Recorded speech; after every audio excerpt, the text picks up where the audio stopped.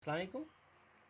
आज हम बात करेंगे साइंस में इलेक्ट्रिसिटी यूनिट जो हमारा है उसमें हम बात करेंगे कि हमारे पास जो रेजिस्टेंस हैं या रजिस्टर्स जिनको हम कहते हैं उनको हम कंबाइन कैसे करते हैं। हमारी जैसे हमारे पास जो मुख्तलिफ इलेक्ट्रॉनिक गैजेट्स होते हैं, टीवी होता है, रेडियो होता है या बाकी जो हमारे पास गैजेट्स होते हैं उनमें हम रेजिस्टेंसेस का इस्तेमाल जब करते हैं तो कैसे हम उनका इस्तेमाल कर सकते हैं और कितने टाइप्स के कम्बाइनेशंस हम बना सकते हैं। तो याद रखिएगा बेटा कि रेजिस्टेंसेस जो होती है या रजिस्टार्स जो होते हैं उनको हम दो तरीक़ों से कंबाइन कर सकते हैं।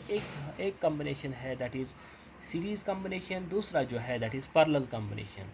तो we can combine resistances in parallel series as well as in parallel combinations. First हम बात करेंगे सीरीज़ कम्बिनेशन ऑफ रजिस्टर्स की, और हम सिंपली कहते हैं resistances in series. when two or more resistors are said to be, दो या दो से ज़्यादा रेजिस्टेंसेस को हम कह सकते हैं कि वो सीरीज़ कम्बिनेशन में जुड़े हुए हैं, कनेक्टेड हैं, जब when they are connected one after the other such that the same current flows in one path through all the resistors, when some potential difference is applied across the combination। हम resistance series combination तब कहेंगे जब एक के बाद दीगरे जो है connected simultaneously वो कनेक्टेड होंगी रेजिस्टेंसेस को, और जब हम पोटेंशियल डिफरेंस अप्लाई करेंगे तो जब करंट पास होगी तो सेम करंट जो है सारी रेजिस्टेंसेस में सेम अमाउंट ऑफ करंट या सेम करंट एक ही करंट जो है वो एकदम पास होगी तमाम R1 R2 और R3, यानी जितनी भी आप रेजिस्टेंसेस आप कनेक्ट करेंगे उस एक ही के बाद दीगरे तो उनमें से सेम टाइप ऑफ करंट जो है वो पास होगी। अगर हमारे पास रेजिस्टेंसेस जो है से फॉर एग्जांपल हमारे पास हम तीन रेजिस्टेंस को लेके जा रहेंगे। हमारे पास रेजिस्टेंस R1 R2 R3 है, ठीक है ना।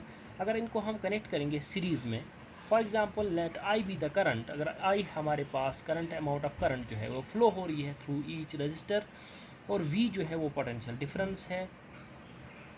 तो हमारे पास जो पोटेंशियल डिफरेंस सीरीज़ कॉम्बिनेशन में if V1 V2 and V3 are the potential differences across the resistors R1 R2 R3, यानी कि हमारे पास जो इंडिविजुअल जो है कंबाइंड रेजिस्टेंस पोटेंशियल डिफरेंस जो है V, लेकिन इंडिविजुअल R1 की पोटेंशियल डिफरेंस जो है वो V1 है, R2 की V2 है, R3 की V3 है। तो फिर रिजल्ट क्या निकलता है, ओम्स लॉ के अकॉर्डिंग V1 जो है is equal to IR1, V2 is equal to IR2 and V3 is equal to IR3, ठीक है ना। तो जब इस current since current flowing through all resistance is same, एक ही टाइप की करंट आई जो है वो फ्लो हो रही है, तो हम कह सकते हैं V is equal to I, bracket में हम इनको लेंगे R1 plus R2 plus R3। अगर हमारे पास if RS is the effective और equivalent resistance of the series combination then V is equal to IRS। तो इक्वेशन से ये निकलता है कि IRS is equal to I, bracket में हम उसको कंबाइन करके R1 plus R2 plus R3, और RS is equal to I और I goes cancel out each other, then RS is equal to R1 plus R2 plus R3। Hence, when the number of resistances are connected in series, the total resistance equal to the sum of individual resistance। ये जो है result निकला कि जब हम series में resistances को combine करेंगे तो ओवरऑल रेजिस्टेंस जो है रिजल्टेंट रेजिस्टेंस वो बराबर होती है सम ऑफ, जब हम जमा करेंगे इंडिविजुअल रेजिस्टेंस को जमा करेंगे तब जाके जो टोटल रेजिस्टेंस मिलेगी वो उनका कम्बिनेशन होगा, उनका एडिशन होगा, ठीक है ना।